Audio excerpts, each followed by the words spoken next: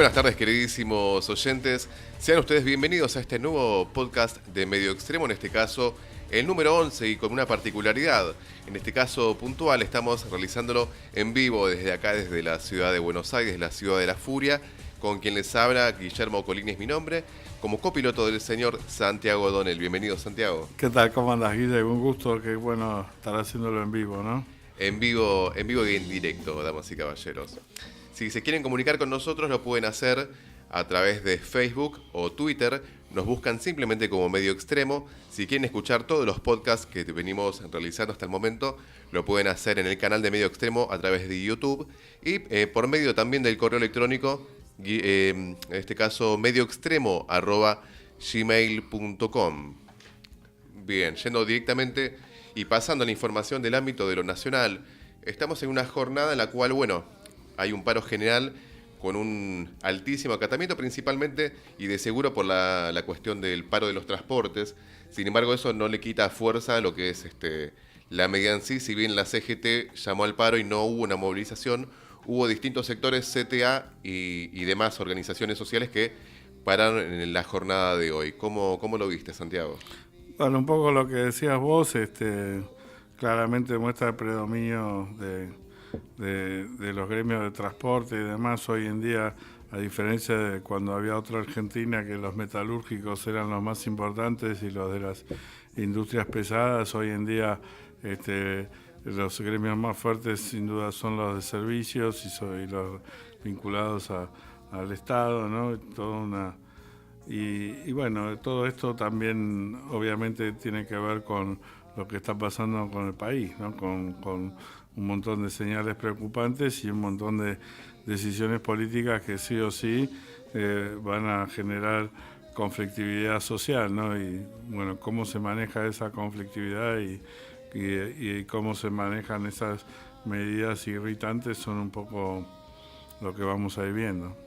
De parte del gobierno se ven reiterados intentos por minimizar el impacto y atribuirlo a una cuestión meramente política, si se quiere, atribuyendo el paro específicamente a un ala, por lo menos, del Partido Justicialista, a los que Peña y algunos intentaron mostrarle a la sociedad, ¿no?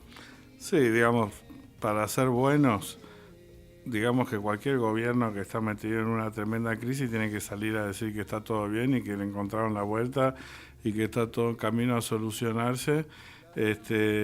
Y sobre todo, creo que la noticia de la semana fue esta cucada que le puso Morgan Stanley al gobierno al nombrarlo país emergente. O sea, el título es lo de menos, lo importante es que lo premió la banca internacional en este momento, que para mí de vuelta, y ni siquiera es eso lo importante es cómo esa medida fue recibida como agua en el desierto, no solo por el gobierno, sino por sectores financieros y de la Citi, y no sé si es por esta medida, por la firma del acuerdo con el FMI, que también se produjo también el mismo día, el viernes, y también por el cambio del presidente del Banco Central, que se dio un día antes que eso. Lo cierto es que hemos vivido 3 o 4 días de calma, que ya es mucho para cómo veníamos, pero sigue el problema de fondo, que es el mismo que nombramos la semana pasada, ¿no? Si la solución para un déficit del sector externo es tomar más deuda, estamos en problemas. O sea, tiene que haber otro tipo de correcciones que son las que habría que ver cómo funcionan, y primero conociendo las recetas del Fondo Monetario y segundo conociendo las preferencias de este gobierno, las prioridades del gobierno, claramente no puede uno menos que esperarse que las medidas van a recaer sobre los sectores de trabajadores, asalariados, clase media, etcétera. Así que sí, una buena noticia en el sentido de que por lo menos para la gente a quien eso le importa, le pareció algo por lo menos que valía la pena mencionar. Ahora, si eso fortalece una política errónea o eso no permite ver que a mediano o a largo plazo hay problemas que no se solucionan con esto, entonces estamos en problemas. Tengamos en cuenta que el primer desembolso teniendo en cuenta el acuerdo con el Fondo Monetario, va a ser de alrededor de 15.000 millones de dólares, los cuales, bueno, en un principio el gobierno ya hizo mención a que van a utilizar 100 millones de dólares por día para tratar de mantener la cotización del dólar, y el resto sería para gastos corrientes. O sea, esto no parece ser un salvavidas, por lo menos no a mediano plazo siquiera. Hay gente que ya está marcando el calendario. También recordemos que esos famosos 50.000 millones, creo que la mitad o algo por semejante, tienen que quedar como reserva. Justamente se dan con la condición de que no se gasten. Entonces, hemos visto grandes paquetes financieros. Recuerdo sobre todo el famoso megacanje de la Alianza, que se consumieron en pocas semanas. Esperemos que en algún momento la historia sea distinta. Me parece que no es muy distinto a lo que está pasando en el Mundial, ¿no? O sea, esperamos que la historia sea distinta, esperamos el milagro, pero las condiciones, la verdad, que no parecen las más óptimas para que esto suceda, ¿no? Seguimos viviendo en el país de Maradona, ¿no? El país del milagro permanente.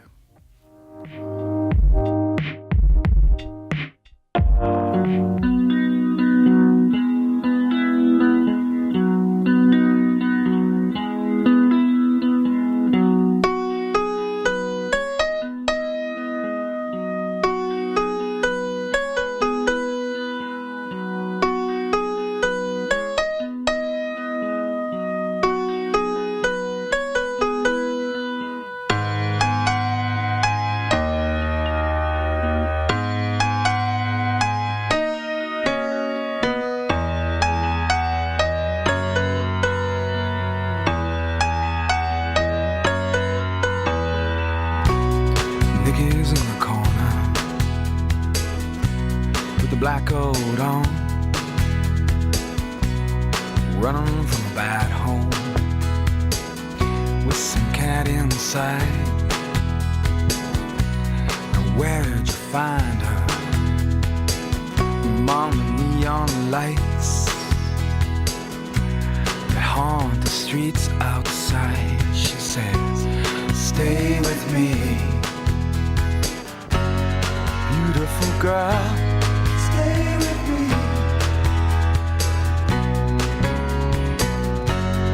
beautiful girl. Stay with me. You wanna go home, from doorway to doorway, street corner to corner, neon ghosts in the city. Says, stay with me, stay with me, stay with me, stay with me.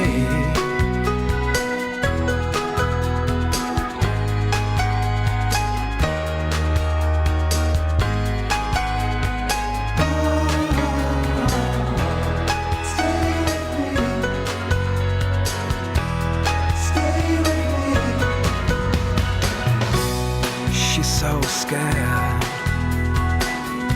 so very frightened. Anything could happen right here tonight. Beautiful girl, stay with me.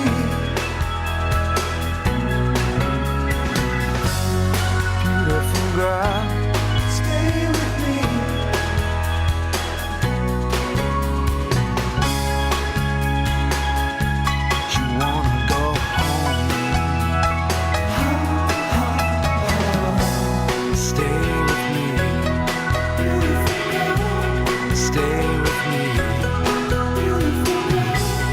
Stay with me, stay with me, beautiful girl.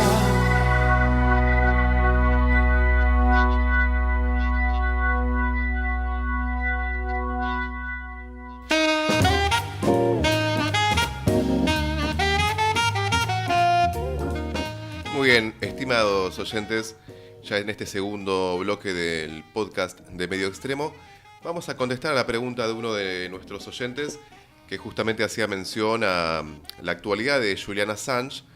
Recordemos que fue quien filtró y quien dio a conocer al mundo el tema de los Wikileaks. Y bueno, Santiago es una de las personas que más sabe respecto de Julian Assange en la actualidad. Contanos un poquito, atendiendo la pregunta, Santiago, de nuestro oyente. Sí, el jueves justo se cumplieron 6 años desde que entró asilado a la Embajada de Ecuador. En esos 6 años pasaron muchas cosas, algunas buenas para él, otras no tanto. Ha tenido mayor o menor libertad, en lo que igual es un encierro muy difícil. La embajada no debe tener más de 6 cuartos, de los cuales de a ratos lo confinan a 2 o 3, de a ratos le dan más libertad de movimiento. En este momento se encuentra bastante encerrado, no sé si tiene acceso a la sala de conferencias, que ese, digamos, es el punto neurálgico y donde él siempre es el cuarto grande que él tiene para respirar, digamos, ¿no? O sea, después hay un cuarto por ahí lleno de computadoras donde trabaja su gente, y después un lugarcito chico para dormir, una alacenita, y después living, y después toda la parte ya del consulado. Entonces no es mucho. Recordemos, que vos estuviste una Navidad, si mal no recuerdo. Sí, Julián. Yo creo que estuve 3 o 4 veces por lo menos ahí adentro.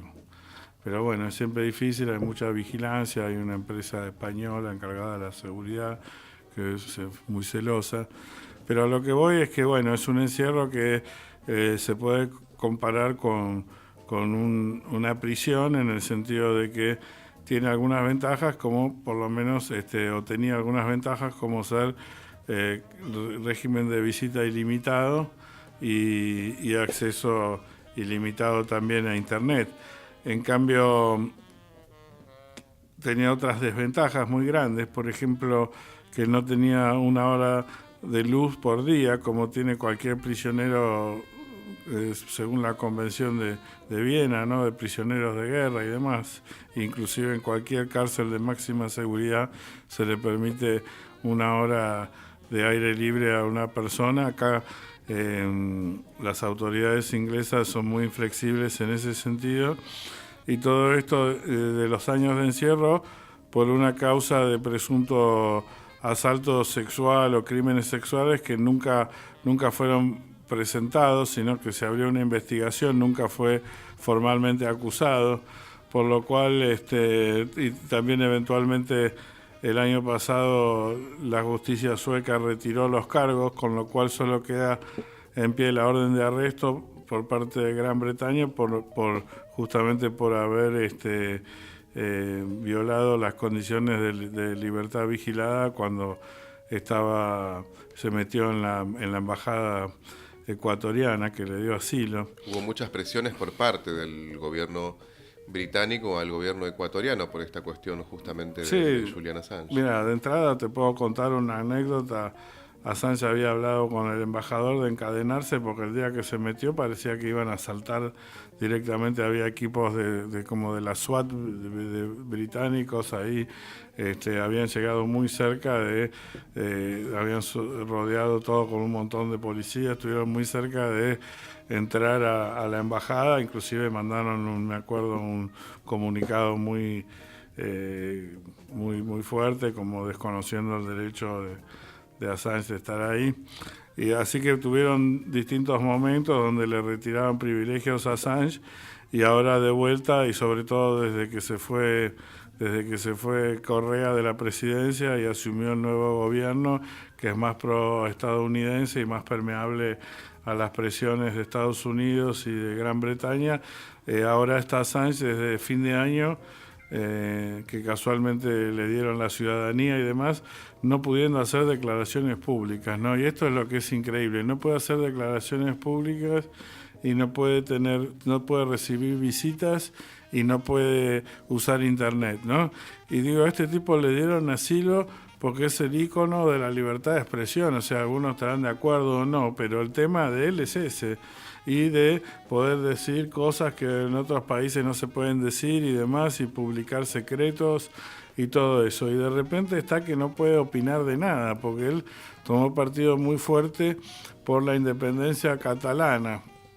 Y ahí se chocó no solo con España, sino con toda la Unión Europea, porque la independencia de Cataluña, digamos, es una amenaza, no solo para España, sino para toda Europa, todos los movimientos separatistas europeos. Entonces ahí, a su lista de enemigos, que ya encabezaban Gran Bretaña, Estados Unidos y Suecia, sumó a todo el resto de Europa. Es como, pero ahí, por un lado, de vuelta, hay un fallo muy importante del grupo de trabajo de Naciones Unidas para las detenciones ilegales, que en un proceso judicial en el cual participaron tanto Estados Unidos y Suecia y expresaron sus argumentos y usaron su derecho de defensa, el grupo de trabajo concluyó de que Assange está siendo sometido a una suerte de detención ilegal y que ordenó a Gran Bretaña y a Suecia que lo liberen, ¿no?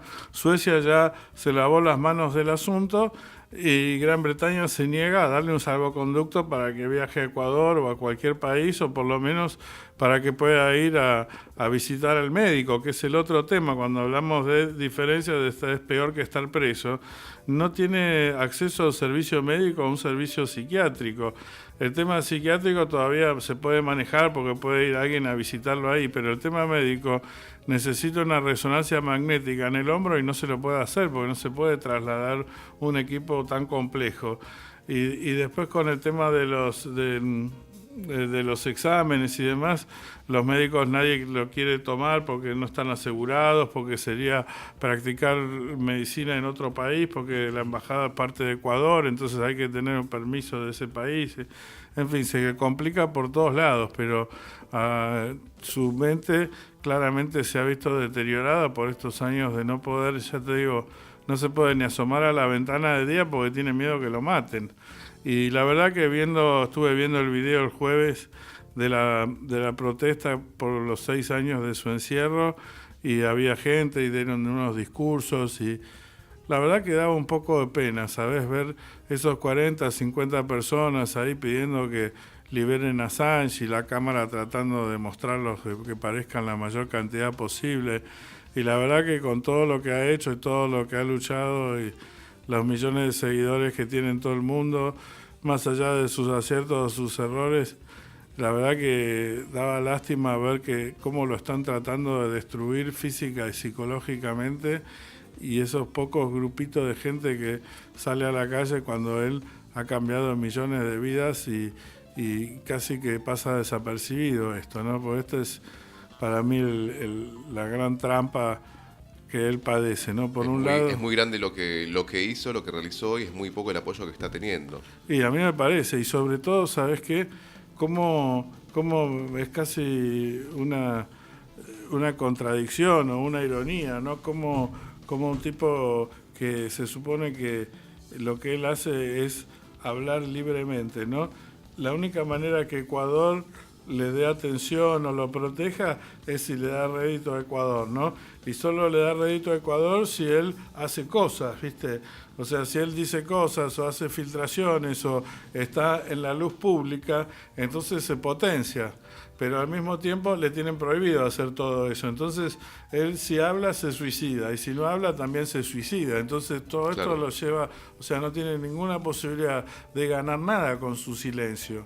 Y es un silencio prácticamente forzado, de una manera brutal, porque no le permiten recibir visitas, no le permiten grabar videos, qué sé yo. Entonces, una voz que realmente ha sido tan influyente en el mundo en estos últimos tiempos está siendo silenciada justamente por el país que se jugó todo su prestigio internacional para protegerlo. Ahora es su carcelero y el que ejerce esta suerte de censura sobre él, y él, siendo un ícono de la libertad de expresión y siendo que se ganó el asilo y el apoyo de toda la región, porque quiero recordar que en su momento toda UNASUR lo apoyó en cumbres y con resoluciones y demás, y ahora prácticamente bueno, el mismo Snowden, que él ayudó a salir de China y evitar ser detenido por Estados Unidos y que ahora está en Rusia, ¿no? Y uno, bueno, por ejemplo, esta semana vimos filtraciones de los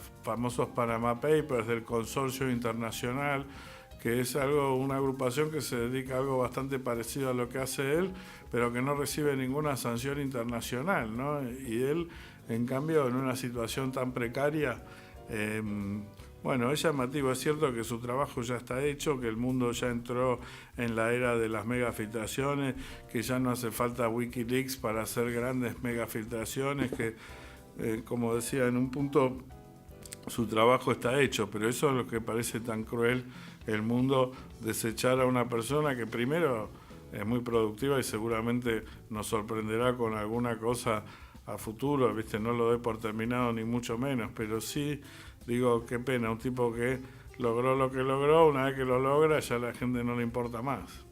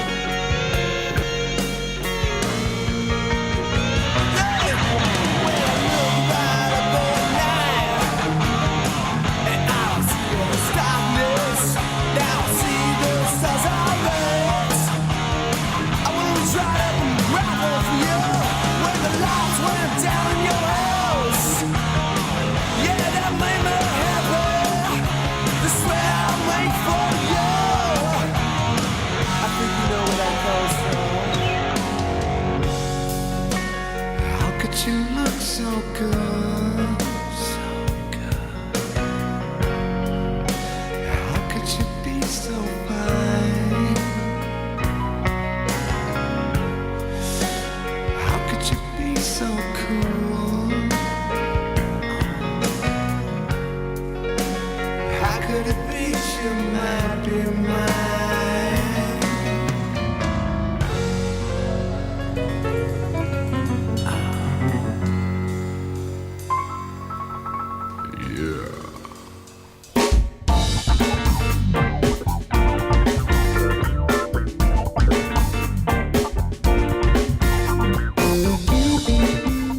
Bien, queridísimos, continuando con este Medio Extremo Podcast número 11, acá en el tercer bloque.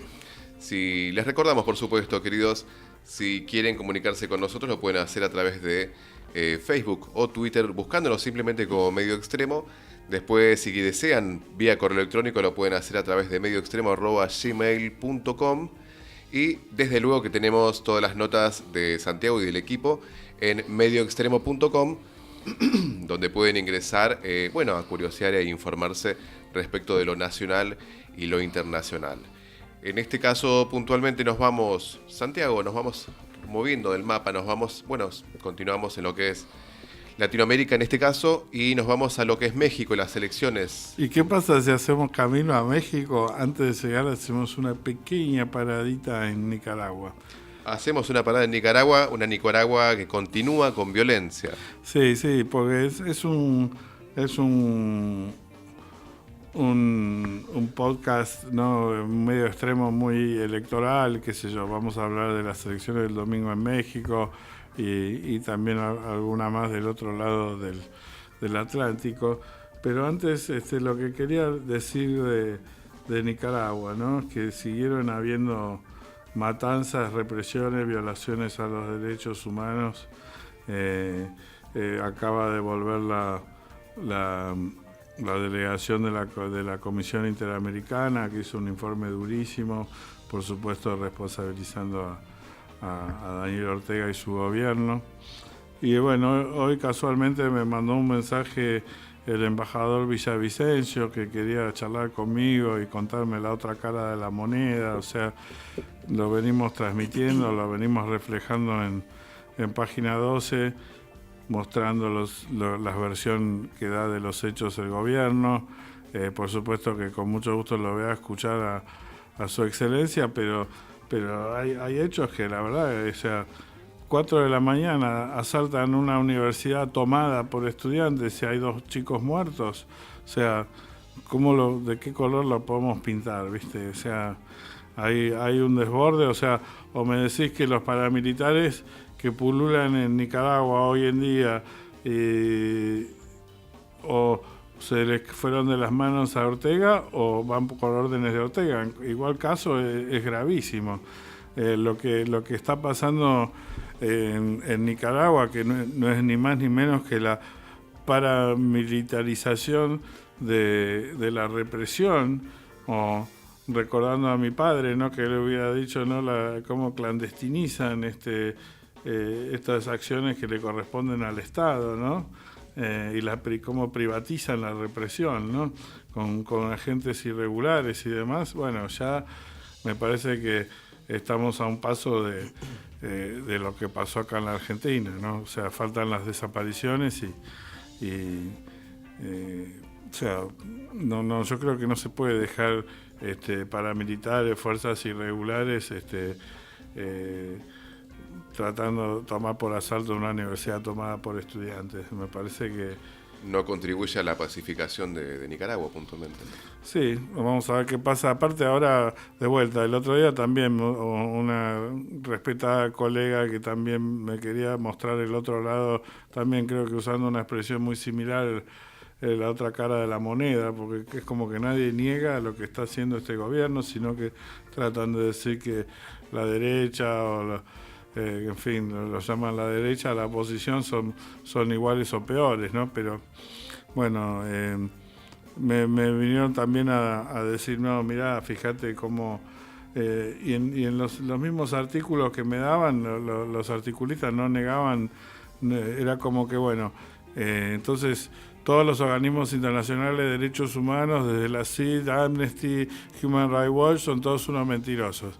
Y después la Iglesia, ¿entendés? Porque te decía, el mismo artículo dice que la Iglesia, que es la mediadora en el diálogo, que fue el último aliado que logró tener el gobierno cuando ya todo el mundo se le había dado vuelta, los empresarios, los campesinos, los trabajadores, todos en contra, la Iglesia, debido a que es el país más chupacirio de América Latina, es el país más retrógrado por la espuria alianza que hizo Ortega con la Iglesia. Entonces la Iglesia se había quedado como mediadora del diálogo y ahora hasta los orteguistas dicen, qué horror, mira, la Iglesia en realidad está a favor de la oposición. O sea, entonces su mirada tan particular es que están todos en contra de ellos, son todos unos mentirosos, todos están inventando todo, y ya no es solamente toda la oposición, todos los grupos empresarios, todos los diarios, todos los organismos de derechos humanos, también nacionales e internacionales, y la propia Iglesia, que fue hasta ahora su gran aliado desde la guerra de los contras a esta parte.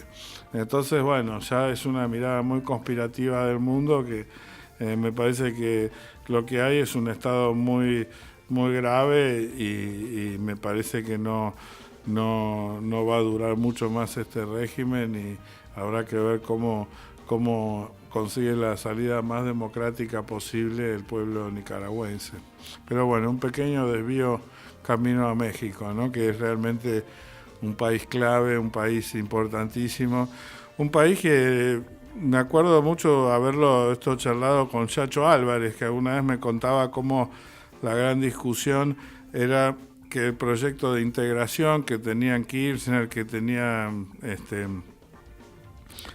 Chávez y Lula sí. y Pepe Mujica y tantos otros, que era la gran debate, era si ese proyecto debía incluir a México y Centroamérica o circunscribirse a América Latina.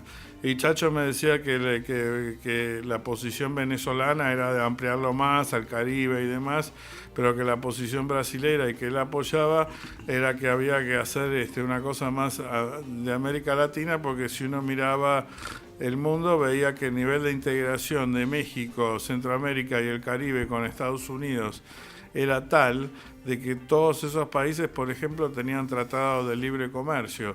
Todos esos países, las remesas de Estados Unidos era un porcentaje importante del Producto Bruto. Todos esos países tenían, todas sus políticas migratorias tenían que ver con Estados Unidos, y era como tema clave en cuanto a la población y demás, esos flujos migratorios. Entonces, habían temas tan importantes y tan grandes entre Estados Unidos y esa región, que, digamos, pensar de que se iban a plegar un bloque independiente era casi una quimera. Ahora pasaron la famosa década post-neoliberal, pasaron esos momentos, y ahora México está en la antesala de nombrar a un presidente de centro-izquierda por primera vez en su historia, te diría, o por lo menos por primera vez desde que Cuauhtémoc Cárdenas y el viejo PRI nacionalizaron el petróleo, y el PRI todavía era un proyecto que se podía llamar revolucionario, como indica su nombre, o por primera vez, si sacamos al PRI, por primera vez en la historia, ¿no? Un presidente así que no te digo que te remite a Zapata y a Juárez, pero que es de lo más independiente con respecto a Estados Unidos que ha habido muchísimos años, ¿no? Casi Santiago en consonancia con la izquierda de Colombia, que fue una novedad, se puede decir. Totalmente, es como son ciclos de derecha muy fuertes, pero que aún así se terminan agotando, y los dos, como bien marcás, ¿no? Víctimas del narcotráfico, de la violencia. En esta campaña hubo otra vez, todas las campañas mexicanas últimamente siguen batiendo récords, más de 120 candidatos asesinados, ¿no? Y una guerra con los narcos que han infiltrado el Estado, y en la presidencia de Calderón en adelante, y sobre todo la de Calderón, pero también la de Peña Nieto, han infiltrado las Fuerzas Armadas, el Ejército. Bueno, tenemos ahí en la matanza de Ayotzinapa, que es el gran legado de Peña Nieto y su oscurísimo gobierno sexenio. Vemos ahí también cómo operan militares, policías, alcaldes, intendentes, todas las fuerzas del Estado confabuladas no solo en ese terrible asesinato, sino también en el encubrimiento, ¿no? Que que por suerte la participación del equipo argentino de antropología forense y de gran prestigio, por cierto.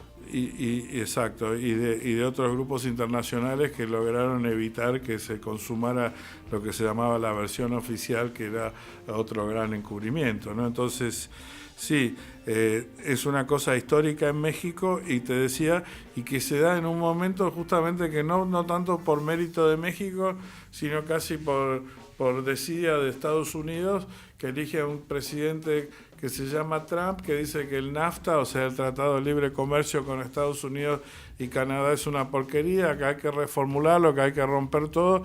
Prácticamente le rompen las narices de los mexicanos el Tratado de Libre Comercio. Entonces, volviendo un poco al principio, y teniendo en cuenta algunas otras cosas, o sea, el apoyo continuo a varios países del Caribe, de Venezuela, que habría, y sobre todo la aparición de China, que es un actor muy importante en varios de esos países, empezando por Nicaragua, del cual habíamos hablado hace poco.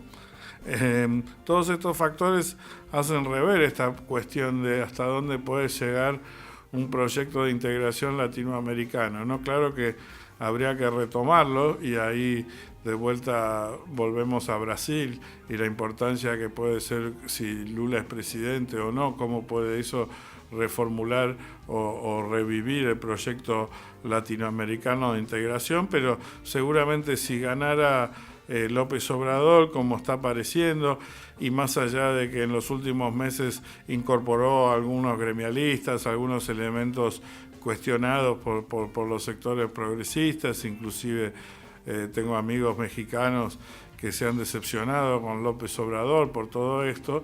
Aún así, yo creo que necesariamente si ganara López Obrador, si ganara Lula o a una persona designada por Lula en Brasil, automáticamente renacería un proyecto, y que esta vez sería distinto, porque en vez de que los ejes sean Brasil y Venezuela, si querés, o Argentina, sería más bien una cosa Brasil-México, con incidencia en Centroamérica, lo cual sería un nuevo desafío para Estados Unidos, pero de vuelta, en un momento ideal, porque Trump...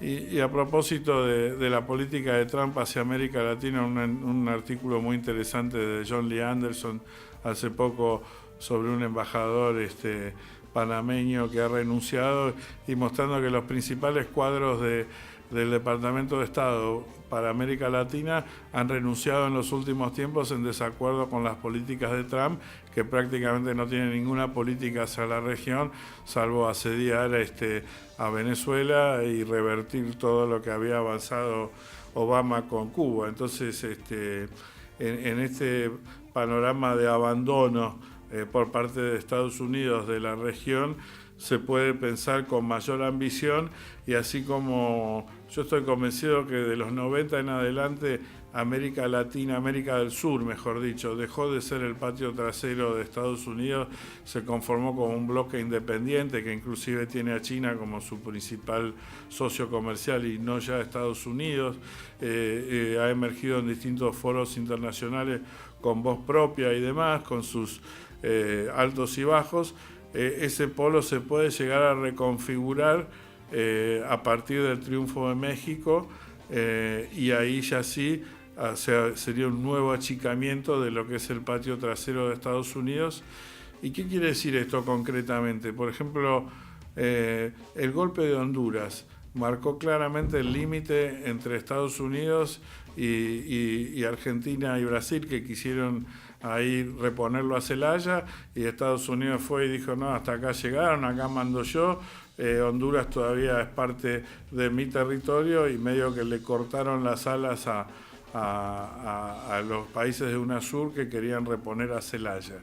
Eso me parece que si gana Calderón en México y se reconfigura y se amplía el polo latinoamericano y el bloque latinoamericano, entonces me parece que así como Estados Unidos perdió injerencia en Bolivia, como perdió injerencia en Chile, en Paraguay, que no tuvo mucho o nada que hacer con el golpe parlamentario en Brasil, porque ahí ya eran sus propias burguesía la que lo lideró, así como antes era la que resolvía los problemas en América del Sur, y a partir de la UNASUR y de la CELAC y del Mercosur y demás, Estados Unidos dejó de tener injerencia.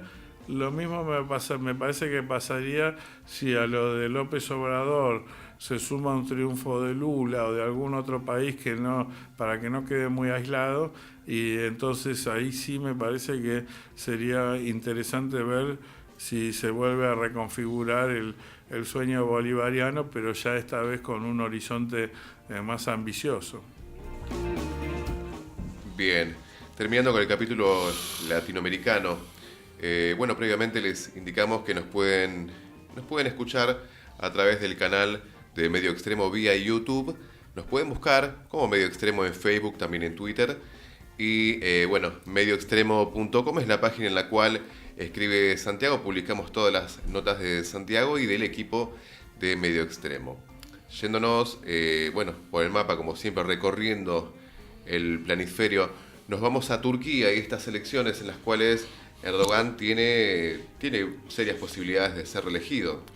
No, sí, ya ganó las elecciones, también obtuvo una mayoría en el Parlamento si se suman sus aliados, pero bueno, pongámonos un poco en contexto, ¿no? Estas son elecciones anticipadas y también se dan dentro de una especie de reforma del Estado, todo lo cual redunda en un gran poderío que ha ganado Erdogan, ¿no? Que después de el fundador de la patria, de Altürk, es el político más importante ya de la historia de Turquía y digamos el fundador de este nuevo régimen que pasa del parlamentarismo a un presidencialismo muy fuerte a partir de una reforma constitucional que lo habilita a Erdogan a ser presidente y después también a ser hasta el 2023 y después inclusive ser reelegido una vez más en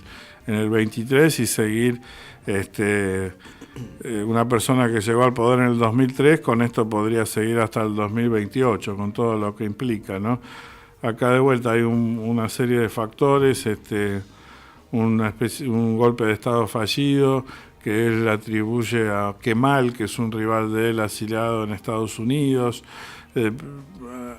Arranca una gran purga en el Estado y también en los medios de comunicación, hay políticos, periodistas presos y demás, y bueno, y en medio de esto adelanta el llamado de elecciones con un cierto grado de riesgo, porque sucede un poco lo que él no quería, que era que se une toda la oposición y dicen, bueno, nos vamos a votar todo, que vamos a hacer un frente anti-Erdogan, y aparece este joven político de centro izquierda, Musavat İnce, que es como una nueva promesa del Partido Socialdemócrata.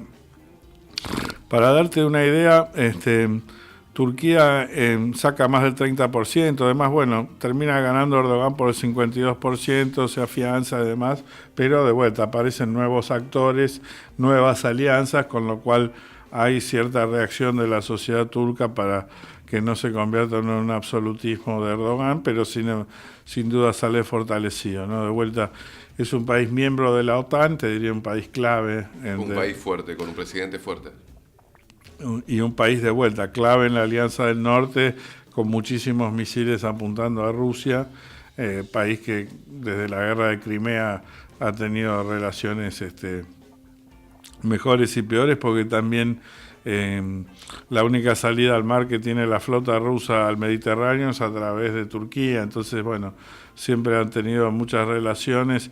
Lo mismo en el conflicto del Medio Oriente, ¿no? Donde los grandes enemigos del gobierno turco, que son el movimiento independentista kurdo, a su vez es uno de los principales enemigos del gobierno de Assad. Entonces ellos también tienen sus relaciones con Assad, pero al mismo tiempo también luchan contra Irán y demás. Entonces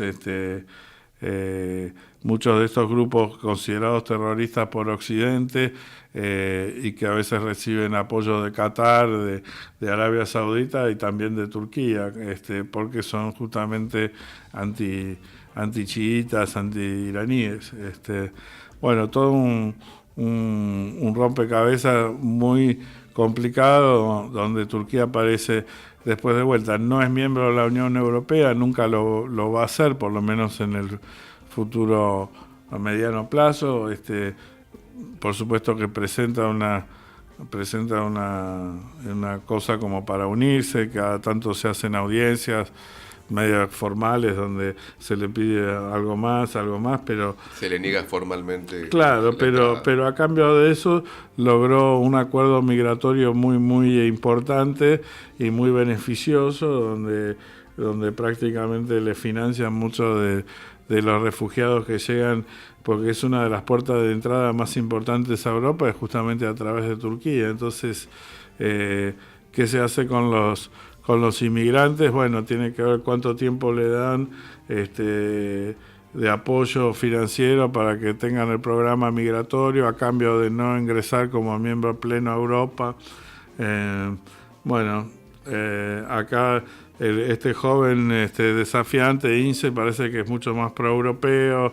De vuelta, toda esa pelea entre los militares, los laicos, qué tipo de Estado quiere hacer Turquía, siempre se lo pone como ejemplo de un país musulmán moderno y demás, pero bueno, a veces se ve prácticas políticas de vuelta, como hablábamos al principio, de mucha persecución y de mucho autoritarismo. Así que